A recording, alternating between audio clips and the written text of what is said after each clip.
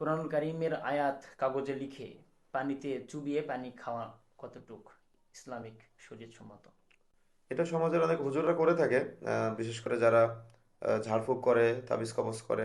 দেখা যাচ্ছে রাসূল সাল্লাল্লাহু আলাইহি ওয়াসাল্লাম তো বলেছেন, মানে আল্লাহকে তামিমাদাত ফাকাদ আশরাক, যে তাবিজ ঝুলালো সে শিরিক করলো। কিন্তু তারা আসলে এটাকে তাবিজ মনে করে না, তারা মনে করে তামিমা।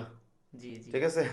যার কারণে দেখা যাচ্ছে যে অনেক সময় এটা তো সিম্পল, কিন্তু আরো অনেক জঘন্যতম পাপ মানুষ করে থাকে, বুঝতে পারছেন? যেটা শিশুদের জন্য অনেকে জায়েজ মনে করে, কিন্তু শিশুদের জন্য হোক বা দেখা যাচ্ছে বড়দের জন্য হোক, কোরআন চুবায় খাওয়ার জিনিস না। পানিতে প্রথম কথা হলো, জি, কোরআন হলো হেদায়েতের জন্য, ঠিক আছে? ঠিক।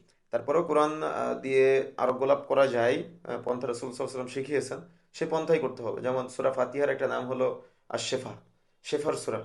তো সূরা ফাতিহা পড়ে যেখানে আম, অসুস্থতা অনুভব করতেছে ওই জায়গায় মেসেজ করা, বা দেখা যাচ্ছে যে তার উপর অটুট বিশ্বাস রাখা, এটা শেফার অন্যতম একটা মাধ্যম। আচ্ছা। কিন্তু কোরআনের নকশা, বা দেখা যাচ্ছে আরবি অক্ষর দিয়ে নকশা বা তাবিজ লেখা, সেটা আবার পানিতে চুবায় খাওয়া, এগুলো সব শিরকের আওতায়, এগুলা ইসলামের শরীয়তে নাই।